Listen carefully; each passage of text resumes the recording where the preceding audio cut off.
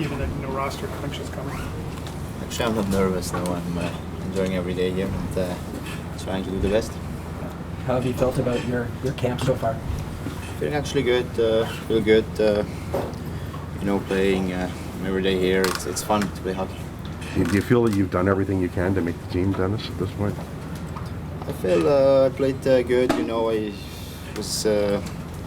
was good at practice. I think I felt good. So we'll see. What was the experience like last night? Obviously, you were put on purpose in a tough spot against good competition.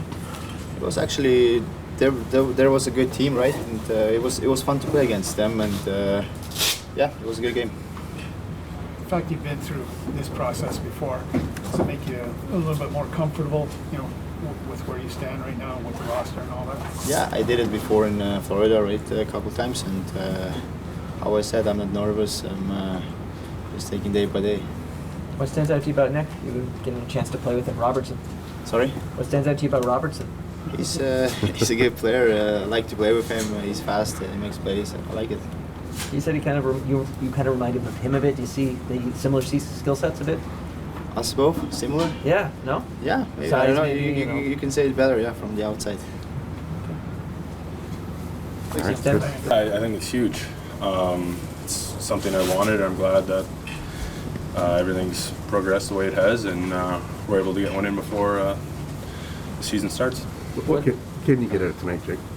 Yourself? Well, there's a lot. I mean, it's practice is one thing, but when your timing on rushes and stuff like that in a game is important.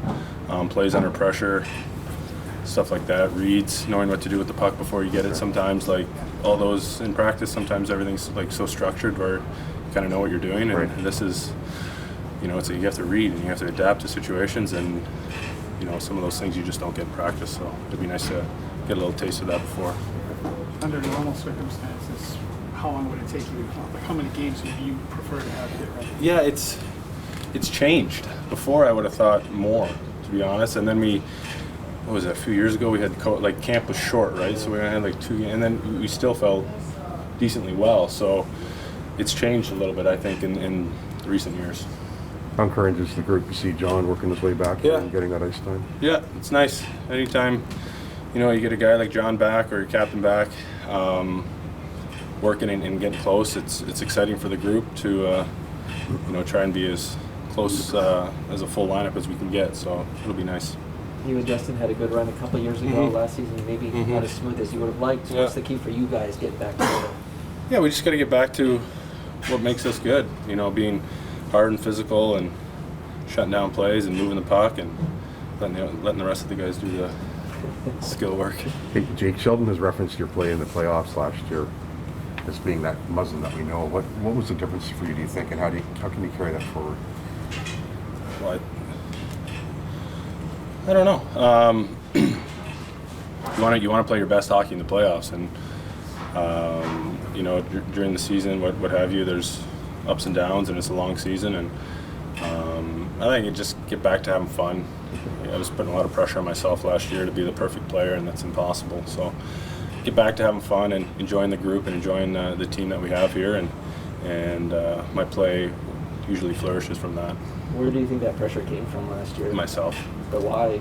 Did you feel like you needed to?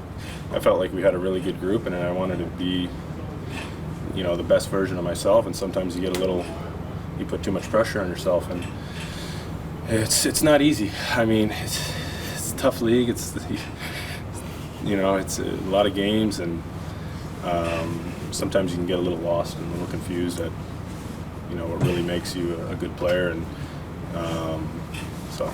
You've been in a roster battle before. What do you tell the guys on the bubble here, to kind of keep it together? The roster guys on the bubble here. Yeah, I mean, we've talked to a few young guys, and would just find a role and excel in that role, whatever it may be. You look at our top 6, and there's a pretty good group of guys. So there's roles to be filled in other areas, and if you find yourself fighting for that role, be the best at that role you can be and excel in that. With that in mind, what has stood out to you from what you've seen from Nick Robertson at this camp? Yeah, he's done that. I mean, he's done extremely well, and It's nice to see because he's been around and in the growth that you've kind of watched him, and it's nice to see him having some success. Getting into this preseason game gives you reps with Matt Murray in a game. Yeah. What do you look forward to the most about playing in front of him, I guess? Yeah, I just, we've talked about things, certain reads and plays and angles that, that I like to give a goalie or what he wants from a D-man. So it'll be fun to try and execute that. Thanks, Jason. Yeah, guys. With your big guys, you're just conditioning. Is there anything you want to get out of this for the group as a whole tonight, team-wide systems, power play, anything? Yeah, I think all of that. Really, it's our last crack at it. It's obviously the largest group of our players playing collectively in the same game.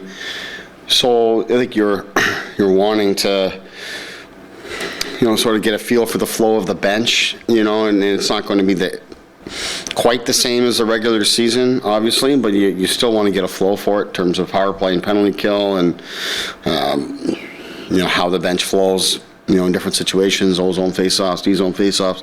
So I think all of that and giving the players an opportunity to experience all those kind of things. It's one thing to play in a game and you're doing all of those things in the game, as has been the case for, whether it's David Kampf playing out in Belleville and he was sort of our first line center in that game, if you would, and taking on everything. And then, whether it's Matthews playing in the game when, if other guys aren't playing, he's taking on other responsibilities he normally wouldn't. So I think just getting the players all in the same game to be able to kind of feel the flow of the game the way it is in the regular season, I think is probably the best thing for me as a coach. And then it's just, you want to have you want to look organized. You want to look like you're playing hockey that's going to help you succeed in the regular season. I mean, we're going to play 4 games in 6 nights right out of the gate starting next week here, starting on Wednesday. So we should be starting to look that way. I know it's not the regular season. The players, of course, know it's not the regular season. They want to get the conditioning elements, the timing elements, and most importantly, get out of the game healthy. So, you're managing all of that. But I think, have the power play and the penalty kill working together. All of those things, I think, is important. I think both teams, probably look at it the same way and want to have their players playing in the home game. That's the reality of the lineups, I think, with what we've gone through. And like I said last night, Derek Lalonde and we communicated last week about what our intentions were going to be in these games, and both coaches were aware, but for different reasons wanted it to flow like this, and I think it's a good way to finish off the preseason, and we'll be excited to push past this and get into next week. How much is on the line tonight, Sheldon? Or do you have a fairly good idea of what you're going to look like? Well, I know you have a fairly good idea of what you look like Wednesday, but do you have a cemented idea at this point, or? I mean, I don't think anything's ever cemented simply because you just don't have all the information that, especially with us, we're going to be really tight to the cap as it is, and then if any injuries or anything happens tonight, it could change things dramatically in terms of the decision-making process, in terms of how many players you can keep on the roster, in terms of who may be on the roster, all those kind of things. So that's just the reality of it, is you don't have all the information to make all the final decisions, but of course there's a large sample that we've gone through here over the last number of weeks, whether it's our preseason or whether it's guys that have started in prospects tournament. There's a lot of stuff that's played out over time, but today there's another game, and we'll be watching and evaluating and doing all of that while still getting our team prepared to play. Do you have a feel yet for what Gaudette can give you just because of the injury? Yeah, obviously the injury was disruptive in that regard. I thought last night was his best night for us. So he's going to go again tonight, and we'll give him another opportunity. Malgin go again tonight as well?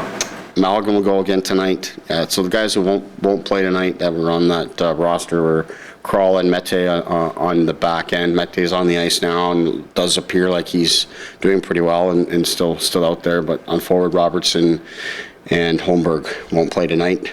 In their case, both guys I think have had excellent camps and have really shown well. And just as we looked at it in the final game here with as many guys as we want playing, those guys have played a lot of hockey in the prospects tournament, played a lot of hockey in this camp, and we didn't think it was necessary for them to play in the back-to-back situation tonight.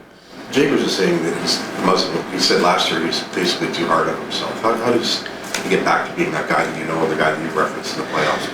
Yeah, I think first he was really good about acknowledging that he had a lot going on in his head last year, and a lot of it is, he knows and feels he's a very important player for our team on and off the ice in terms of what he provides and the leadership side of it, the experience side of it, and then what he can do on the ice for us. And last season obviously was a very important season for us. I think he took on a lot of that, and I think it affected him.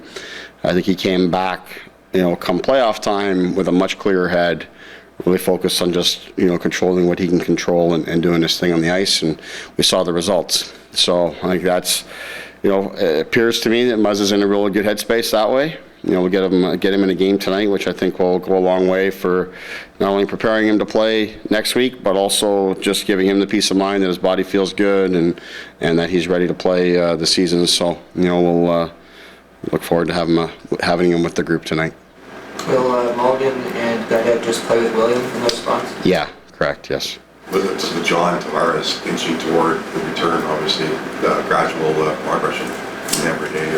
Yeah, just continues to stack good days together here. Today's another good one. He's sort of skating with both groups. He skated with the group that did the optional skate that's going to play tonight, and continued on right through to the group that's out there right now. And most of the guys who played yesterday, so continues to be good there. We'll have an off day tomorrow, and I think if all continues to go well, we'll see him join our team for practice and perhaps a non-contact situation, and then sort of progress from there. But it's all been positive to this point. I think Rasmus played something like 22 and a half last night. Is it a big test? Is this a good way to kind of almost accelerate him getting up to speed, playing them back-to-back? Yeah, we think so. It's not ideal, coming off your first game to play again, but it's just the situation is what it is, and we're trying to make up for some lost time here. So having him play back-to-back is a reality of it. Obviously, next week, as I alluded to, we're playing 4 and 6 and a back-to-back right out of the gate. So, whether you've missed time or not, this is sort of what we got to do, is to get him in and get him the reps.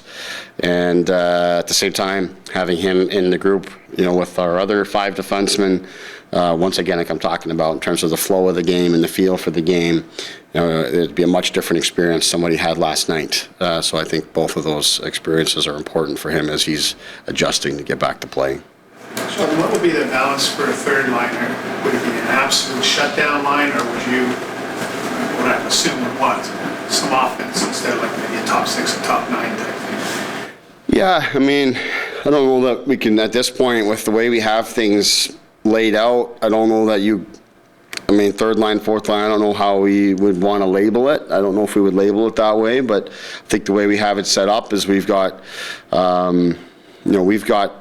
a line, first of all, the way we have it here with Aston Reese and Kampf and Obe Kubel will go together tonight again. It's something we've really liked the look of. I think that has an opportunity to be a line that can be really responsible defensively. We all know how we used Kampf last season. And I think with Obe Kubel and Aston Reese and their skill set, there's great opportunity for them to be deployed the similar manner.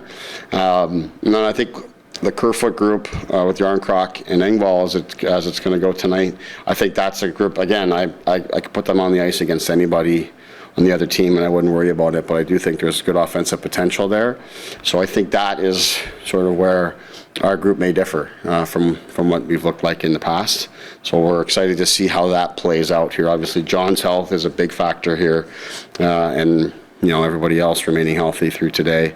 So we'll continue to monitor that, but I think it certainly gives us a different look that we haven't had in the past, and want to see how that plays out and ensure that there's enough ice time for everybody and that everybody can stay involved in the game appropriately.